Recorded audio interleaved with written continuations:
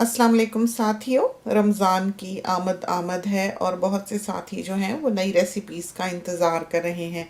हमारे यहाँ रमज़ान बहुत ही सादगी से मनाया जाता है या गुजारा जाता है। मोस्टली इबादत करते हुए, तस्बीह करते हुए, चलते फिरते भी हमारी आदत है कि उन दिनों में हम ये ख़ास ख्याल रखते हैं। ज़ाहिर है ज़िंदगी के शब व रोज़ जो हैं उसकी जो ज़िम्मेदारियाँ हैं आप उनको किसी तौर पर भी पसे पुश्त नहीं डाल सकते। तो रूटीन तो वही होता है कि आपने सफाई भी करनी है, आपने घर के काम काज भी करना है, आपने खाना भी बनाना है और आपने धुलाइयाँ भी करनी है। और आजकल की तो आपको पता ही है कि सिचुएशन बिल्कुल और है। कोविड-19 की वजह से हालात बिल्कुल ही डिफरेंट हैं और जिन लोगों के घरों पर काम काज करने वाले आ रहे थे वो भी आजकल नहीं आ रहे हैं। हमारे घर में नहीं आ रहे हैं तो हमें तो ये फ़र्क महसूस होता ही है। किसी वक्त होता है, किसी वक्त ज़्यादा नहीं होता। बहरहाल रमज़ान के सिलसिले में ये है कि रमज़ान के आने का मकसद कतन ये नहीं होता है कि वो आए और चला जाए। वो आता है बसने के लिए, दिलों में बसने के लिए, आदतों में बसने के लिए, लाइफ़स्टाइल में बसने के लिए, ताकि अगले रमज़ान तक जो आदतें हमने अपनी उस रमज़ान में डाली होती हैं इबादतों की, वो अगले रमज़ान तक जारी रह सकें। तो रमज़ान का मकसद कतन ये नहीं है कि आया और आपने नमाज़ें पढ़ी और तस्बीहात की और नफिल पढ़े और दुआएं की और जैसे ही रमज़ान गया वैसे ही सारी इबादतें जो रमज़ान का हिस्सा रहीं वो भी रमज़ान के साथ ही रवाना हुई। तो ज़िंदगी का मकसद ये नहीं होता है, रमज़ान के आने का मकसद कतन ये नहीं होता है। ये एक तरह से एक रिफ़्रेशर कोर्स होता है जो आप पर डाला जाता है ताकि तमाम साल के दौरान जो आप में कमज़ोरियाँ आ गईं, इबादतों में कमज़ोरियाँ आ गईं, अखलाकियात में कमज़ोरियाँ आ गईं, बुराइयों ने दिलों में घर करना शुरू कर दिया, उनसे आप छुटकारा पा सकें और अच्छी आदतों को अपना सकें, दोबारा से अपने अंदर वापस पैदा कर सकें। हर बच्चा पैदा होने वाला जो है कहा जाता है कि वो दीन इस्लाम पर पैदा होता है। आगे उसके पेरेंट्स का जो मज़हब होता है वो उसको इख्तियार कर लेता है। जो उसको कहा जाता है, समझाया जाता है, बताया जाता है, वो उस तरह का बन जाता है। लेकिन इंसान को एक ब्लाइंड बिलीवर नहीं होना चाहिए। हम जैसा इंसान कतन एक ब्लाइंड बिलीवर नहीं है। हमें जो बात समझ आती है, सही लगती है, हम उसे मानते हैं और जो नहीं आती, ज़रूरी नहीं है कि हमारे वालिदैन जो प्रैक्टिस करते रहे हम भी वही करें। तो हम एक इस तरह के इंसान हैं जो अपनी समझ से, अपने नॉलेज से, दीन कहता है सीख नॉलेज, इल्म हासिल करो, सीखो, समझो। और दीन जो है वो रीजनिंग का दीन होता है। सच बात एक रीजनिंग अपने अंदर लिए हुए होती है, क्यों, क्या, किस लिए, उसका एक मुतमईन करने वाला जवाब जो है वो आपके सामने आना चाहिए। अगर आप एक ब्लाइंड बिलीवर हैं, किसी भी बात को बिना सर पैर के मानते हैं और एक डोडो की तरह आइस एज के दूसरों के पीछे लग जाने वाले हैं कि ज़माना जिधर को चलता है सुनी सुनाई का पीछा करते हैं, तो यकीनन आप उस दीन को सही तौर पर नहीं समझ पाए हैं जिसको कि आप फॉलो कर रहे हैं। हर दीन, हर धर्म में रोज़े हैं, कोई किसी तरह के हैं, कोई किसी तरह के हैं। अपनी जान पर, अपनी आदत पर, अपने नफ्स पर, अपने खाने पीने पर किसी न किसी तरह की पाबंदी जो है वो हर दिन बाज़ अयाम में आयद कर देता है। वो इसीलिए होती है कि इंसान उस चीज़ से बाज रहे, इसलिए नहीं कि वो उसको तर्क कर दे, इसलिए नहीं कि वो उसको छोड़ दे या उससे दूर रहे, बल्कि इसलिए कि वो चीज़ उसकी ज़िंदगी का एक बहुत बड़ा हिस्सा होती है और उसके बगैर रहकर वो हर लम्हे ये बात याद रखता है कि उसने अल्लाह को याद करना है, उसने भगवान को याद करना है, उसने अपने क्रिएटर को याद रखना है। उसकी वो प्यारी चीज़ जिसको वो त्यागता है, जिससे वो किनारा कशी उन दिनों में इख्तियार करता है, वो चीज़ की तलब उसको ये भूलने नहीं देती कि वो रोज़े से है। और रोज़े से क्यों है? तो फाका कराना सिर्फ या अपनी प्यारी चीज़ों से दूर रहना खुदा ताला का मकसद कतन नहीं है। वो इसलिए है कि वो इंसान भूले ना। इंसान जो है 100 दफ़ा वो काम करने को आगे बढ़ता है, पानी पीने को आगे बढ़ता है। शुरू शुरू के दिन जो होते हैं वो तो बहुत मुश्किल होते हैं और वही सबसे ज़्यादा सख्त लगा करते हैं, इसलिए कि इंसान उनका आदी नहीं होता। फिर आहिस्ता आहिस्ता रमज़ान के जब आखिर के दिन आते हैं उस वक्त तक वो आदी हो चुका होता है। भूख का तो होता ही होता है, लेकिन इबादतों का भी हो चुका होता है। तो जब इंसान को इबादतों की, नमाज़ों की, नफिल की, दुआओं की, दुरूद की आदत पड़ चुकी होती है, सच बोलने की आदत पड़ चुकी होती है, गुनाहों से दूर रहने की आदत पड़ चुकी होती है एक महीने में, तो अल्लाह ताला फिर भूख की शर्त हटा लेता है। अल्लाह मियाँ कहता है खाओ पियो, शुक्र करो لیکن اس کا مطلب یہ نہیں ہے کہ عبادتوں میں کمی ہو جائے۔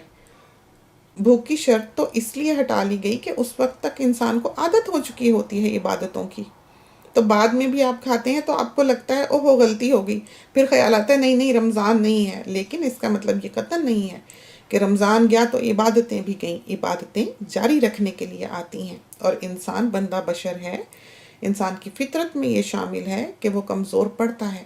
اسی لیے یہ قرآن میں نہیں آتا ہے کہیں بھی کہ نماز پڑھو، ہمیشہ آتا ہے نماز قائم کرو۔ قائم کون سی چیز کی جاتی ہے؟ جو بار بار گرتی ہے، جس کو پکڑ کے رکھنے کی ضرورت ہوتی ہے، جس پر نظر رکھنے کی ضرورت ہوتی ہے، جس کو قائم رکھنے کے لیے، کھڑا رکھنے کے لیے ایک ایفرٹ پٹ ان کرنا پڑتا ہے، کیونکہ خدا تعالیٰ جانتا ہے کہ انسان کمزور ہے اور کمزور پڑے گا۔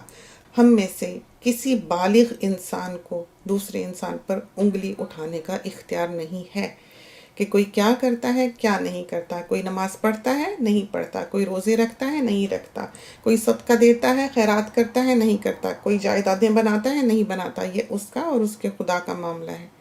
جو شخص کسی دوسرے کو یہ پریشر کرتا ہے، بہت سے لوگ یہاں پر اس بات پر اعتراض کرتے ہیں، بعض اوقات انہوں نے ہمیں کہتے سنا کہ بچہ بالغ ہو جائے تو چھوڑ دو، نماز پڑھتا ہے پڑھے، نہیں تو نہ پڑھے۔ اس پر بہت سے ساتھیوں نے لکھا کہ آپ پڑھائیں۔ آپ کیسے پڑھائیں گے؟ اگر آپ کا بچہ آپ سے زیادہ طاقتور ہے، آپ اس کو نماز نہیں پڑھا سکتے۔ یہ چیز ایک آگ پیدا کرے گی آپ کے ریلیشن شپ میں۔ اگر آپ اپنے بچے کو جو نمازی نہیں بنا ہے، آپ بنانا چاہیں، آپ زبردستی نہیں بنا سکتے ہیں، یا وہ کل کو آپ کا گلا پکڑ لے گا، آپ سے زیادہ طاقتور ہے۔ تو یہ باتیں صرف کہے سنے کی ہوتی ہیں، جذبات میں آ کر ایک دم سے نشانے پر نہیں آ جانا چاہیے، بات سمجھنے کی ہے۔ اور بارہا ہمیں ساتھیوں نے یہ جملہ کہتے بھی سنا ہوگا کہ سیلاب آ جانے پر بند نہیں باندھے جاتے، بند اس وقت باندھے جاتے ہیں جبکہ حالات سازگار ہوں، پانیوں کے بہاؤ قابو میں ہوں۔ تو بچپن سے یہ عادتیں جو ہیں یہ بچوں کو ڈالنی چاہیے۔ زبردستی کے سودے نہیں ہوا کرتے، زبردستی آپ کسی میں دین نہیں ڈال سکتے، زبردستی آپ کسی میں ایمان نہیں ڈال سکتے۔ تو دین بھی یہی کہتا ہے کہ ایک حد پر آ کر بچے کو سمجھاؤ، کہو، تاکید کرو، اس کے بعد چھوڑ دو، اس کے بعد وہ جانے، اس کا خدا جانے۔ تو یہ دین ہے جو کہتا ہے، ہم نہیں کہتے۔ تو جن لوگوں کو ہماری بات سے اتفاق نہیں ہے، بہتر ہے کہ وہ قرآن اٹھائیں اور پڑھیں۔ ہمارے جیسا انسان کسی کے پیچھے نہیں لگے گا کسی نالج کو حاصل کرنے کے لیے، پتہ کرنے کے لیے، پوچھنے کے لیے۔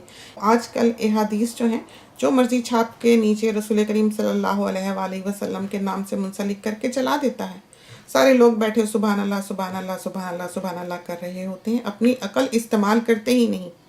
ہر وہ بات جو قرآن سے ٹیلی نہیں کرتی وہ غلط ہے۔ ہر چیز کا ثبوت جو ہے وہ قرآن میں موجود ہے، اور یہی وجہ ہے کہ اللہ تعالیٰ نے اس کی حفاظت اپنے ذمے لی ہے کہ رہتی دنیا تک اس کتاب کو کوئی بدل نہیں سکے گا، کیونکہ وہ کتاب ایک تصدیق شدہ چیز ہے اور جس کے اوپر ایک مہر لگی ہے خدا تعالیٰ کی کہ اس کو رہتی دنیا تک کوئی نہیں بدل سکتا ہے۔ تو ہر وہ بات جو کہی سنی ہے آپ اس کے پیچھے نہ چل پڑیں۔ حدیث کہتی ہے نہیں ہے سنی سنائی بات خود دیکھنے کی طرح، تو آپ خود دیکھیں۔ دیکھنا کہاں ہے؟ آپ نے قرآن میں دیکھنا ہے۔ یہ بات جو ہے یہ دو طرح سے صادق آتی ہے۔ اس حدیث کا ایک مطلب یہ بھی ہے، ایک یہ ہے کہ کسی کے کہے سنے پہ نہ جاؤ جب تک تم اپنی آنکھوں سے نہ دیکھ لو بات کی سچائی کو، کسی کو کرتے ہوئے وہ گناہ تم اپنی آنکھوں سے نہ دیکھ لو۔ آپ کسی کی بات پہ بھروسہ نہ کریں، اس سے ایک معاشرہ جو ہے اس میں ایک بگاڑ پیدا ہو جاتا ہے۔ آج کل تو جھوٹ کا زمانہ ہے، سچ کا زمانہ ہے ہی نہیں۔ آپ کس سے توقع رکھتے ہیں کہ کوئی سچ بولے گا؟ کس سے توقع رکھتے ہیں کہ کوئی آپ کا بھلا چاہے گا؟ آج کل تو آن لائن آپ کو مرزا غالب کا ایک شعر سیدھا لکھا ہوا نہیں ملتا ہے، سارے کے سارے غلط ہیں۔ تو یہی وجہ ہے کہ کسی بھی بات کی اگر آپ تصدیق چاہتے ہیں تو قرآن سے کریں، اس کو ٹیلی کریں، کیونکہ رسول کریم صلی اللہ علیہ وآلہ وسلم کی زندگی قرآن ہی ہے، ایک پریکٹیکل شکل میں۔ جس طرح ایک ناول ہوتا ہے اور ایک اس پر فلم بنائی جاتی ہے، وہ بالکل یوں ہی ہے کہ رسول کریم صلی اللہ علیہ وآلہ وسلم نے وہ کر کے دکھایا پریکٹیکلی، جو کہ قرآن بیان کرتا ہے کہ یوں ہے یوں ہے یوں ہے، اس کے باہر کچھ نہیں ہے۔ یہ موٹی موٹی باتیں ہیں، یہ بیسک باتیں ہیں، ان کو آپ سمجھ لیں تو آپ کی زندگی آسان ہو جائے گی۔ دین نبی کریم صلی اللہ علیہ وآلہ وسلم پہ مکمل ہو گیا، قرآن کمپلیٹ ہو گیا، پورا ہو گیا، دین مکمل ہو گیا۔ اس پر مہر لگ گئی، اس کے آگے کچھ بھی کسی کو بتانے کی ضرورت نہیں ہے۔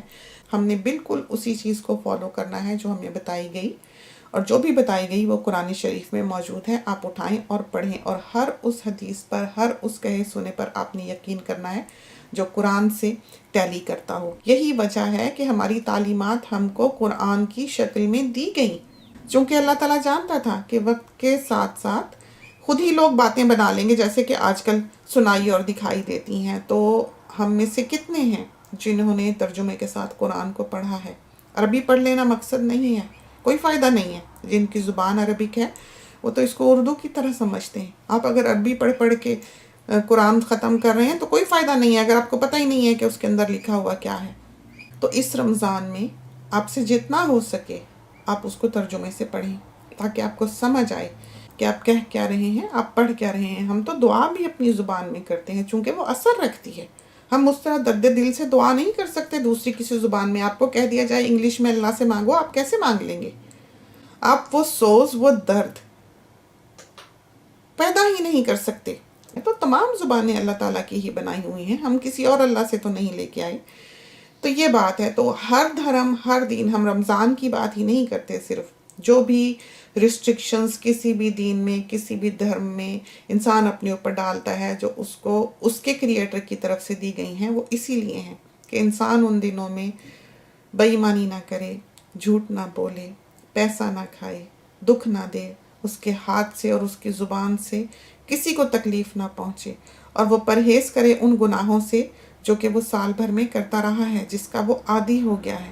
بچے، دین کہتا ہے کہ اپنے جانور جب چرنے کے لیے چھوڑو چراگاہوں میں تو اپنی باؤنڈریز کے سینٹر میں چھوڑو، ان کو کناروں پہ نہ چھوڑو کہ وہ چرتے چرتے غیر کی حدوں میں داخل ہو جائیں۔ تو یہ نہیں ہے کہ دین کوئی بہت سختی کا مذہب ہے، بلکہ اس کی انسٹرکشنز بعض بہت سختی سے اس لیے ہیں کہ خدا تعالیٰ جانتا ہے کہ انسان کمزور پڑتا ہے۔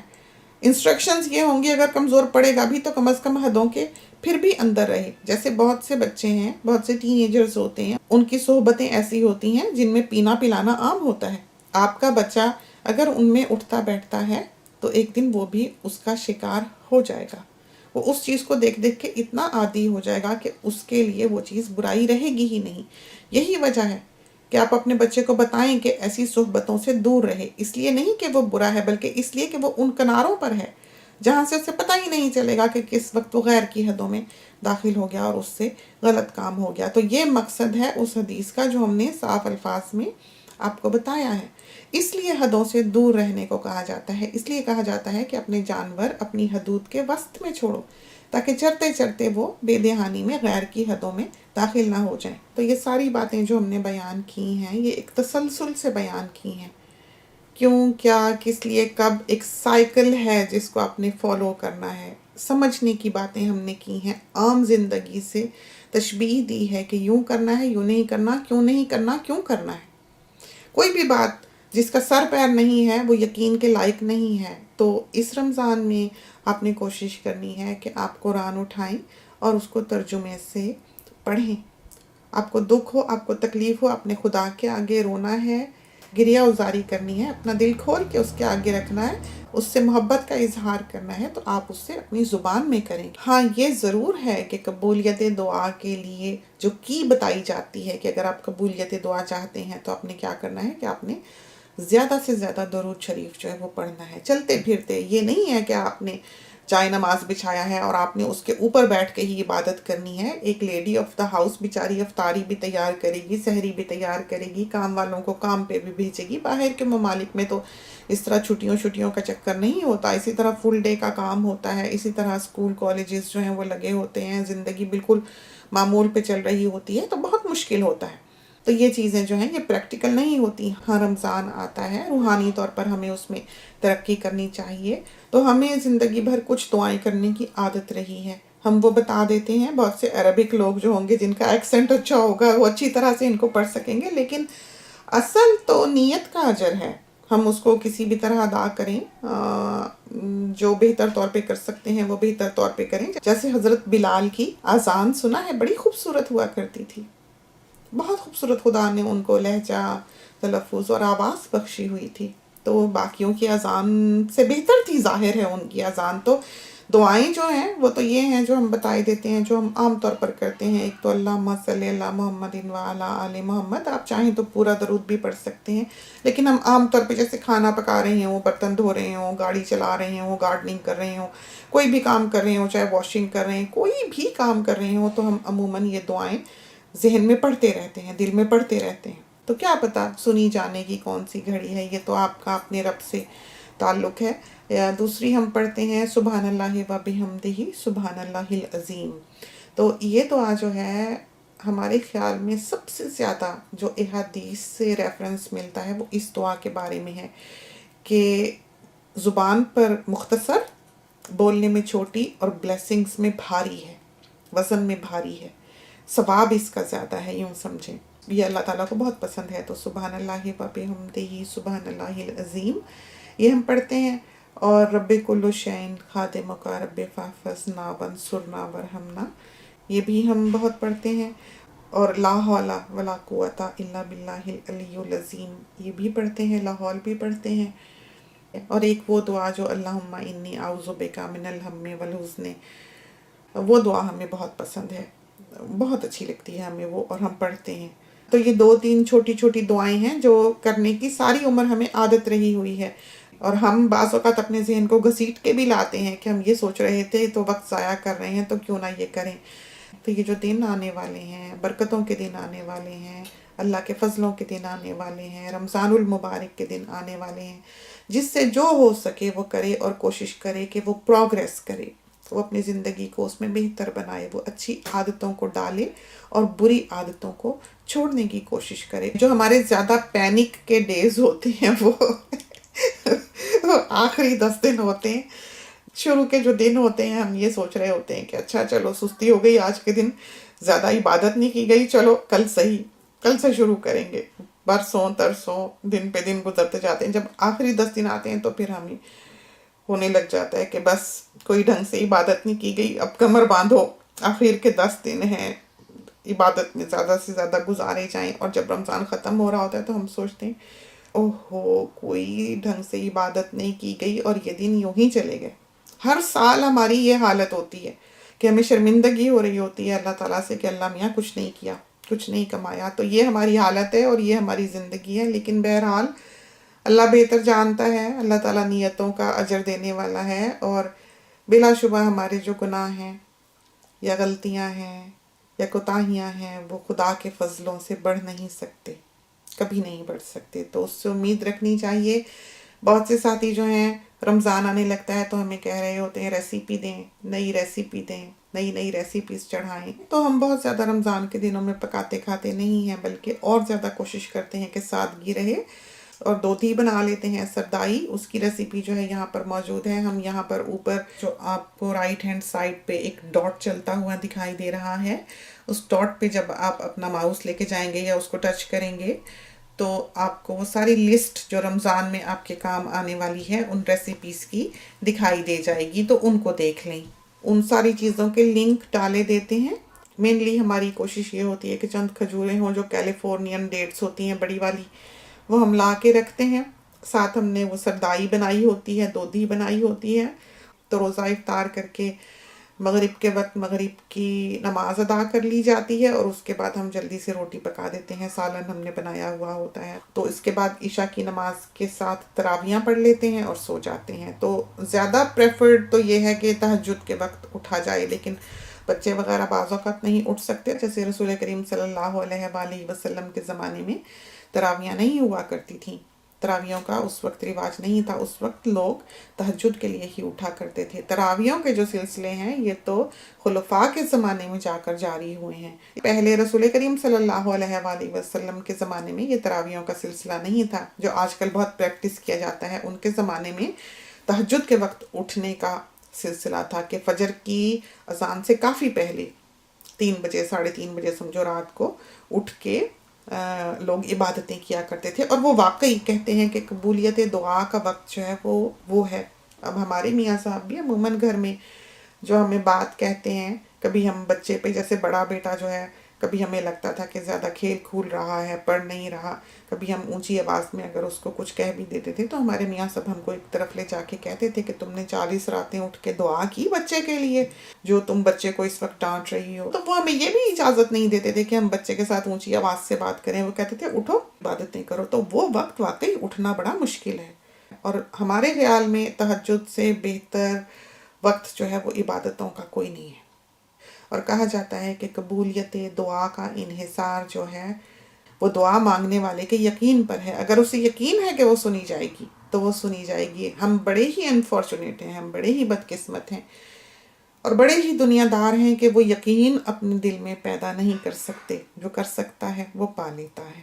تو ہم عموماً ریلیجس میٹرز پہ بات نہیں کرتے، نہ ہی پسند کرتے ہیں کہ کوئی کرے، لیکن پھر بھی ہم نے سوچا کہ چھوٹی چھوٹی باتیں ہیں ہم یہاں اپنے ساتھیوں کے ساتھ کر لیں. یہ بہت پرسنل میٹر ہے.